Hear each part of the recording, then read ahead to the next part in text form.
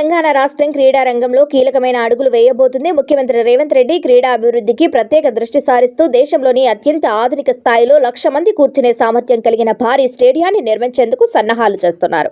ఈ project future సిటీలో లేదా మరో ప్రాంతంలో 100 ఎకరాల్లో ఏర్పాటు చేయాలని ప్రాథమికంగా నిర్ణయించారు. ఈ స్టేడియంలో అత్యాధునిక సాంకేతికతో క్రికెట్, ఫుట్బాల్ వంటి వివిధ క్రీడలకు అనువైన మైదానాలను రూపొందిస్తున్నారు. రాష్ట్రంలోని క్రీడాకారులకు ప్రపంచ స్థాయి శిక్షణ, మౌలిక సదుపాయాలు అందించడంపై ప్రభుత్వం ప్రత్యేక దృష్టి పెట్టింది. ఈ ప్రాజెక్టు ద్వారా తెలంగాణను క్రీడల కేంద్రంగా మార్చాలన్నది సీఎం రేవంత్ రెడ్డి దృష్టి. ప్రస్తుతం గుజరాత్లోని మెతేరా స్టేడియం దేశంలోనే అతిపెద్దది. 1.32 లక్షల మంది సామర్థ్యంతో ఉంది. తెలంగాణలో నిర్మించబోయే ఈ కొత్త స్టేడియం గుజరాత్ స్థాయికి తగ్గకుండా ఉండేలా చర్యలు తీసుకుంటున్నారు.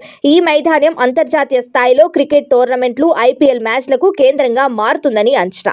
క్రీడాభివృద్ధిపై మరింత అవగాహన పొందేందుకు సీఎం రేవంత్ రెడ్డి ఈ నెల 15, 16 తేదీల్లో ఆస్ట్రేలియా పర్యటనకు సిద్ధమవుతున్నారు. అక్కడి క్రీడా మైదానాలు, శిక్షణ విధానాలు, ప్లానింగ్ వంటి అంశాలపై అధ్యయనం చేస్తారు. 18న సింగపూర్లో పర్యటించనున్న సీఎం అక్కడి multi use sports facilities, traffic నిర్వహణ పద్ధతులు, క్రీడా మైదానాల నిర్వహణపై అవగాహన పెంపొందించుకుంటారు. సింగపూర్లో చిన్న దేశంగా ఉన్నప్పటికీ ఒలింపిక్స్ మెడల్ సాధించడంలో తీసుకుంటున్న ప్రత్యేక చర్యలను పరిశీలిస్తారు. తెలంగాణలో ఇప్పటికే 760 ఎకరాల్లో స్పోర్ట్స్ హబ్ను ఏర్పాటు చేశారు. దీనికి తోడు ఇప్పుడు ఈ భారీ ప్రాజెక్టు రాష్ట్ర క్రీడా రంగానికి దిశానిర్దేశం చేయనుంది.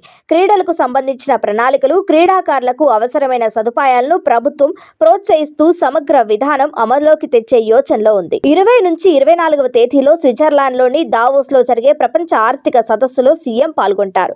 ఈ సందర్భంగా రాష్ట్ర అభివృద్ధికి అవసరమైన పెట్టుబడులపై కూడా చర్చించనున్నారు. తెలంగాణ క్రీడా రంగానికి ప్రతిష్టాత్మక ప్రాజెక్ట్ అయిన ఈ స్టేడియం రాష్ట్రాన్ని క్రీడా భవిష్యత్తు కేంద్రంగా మార్చేందుకు సహాయపడుతుందనే అభిప్రాయం వ్యక్తమవుతుంది.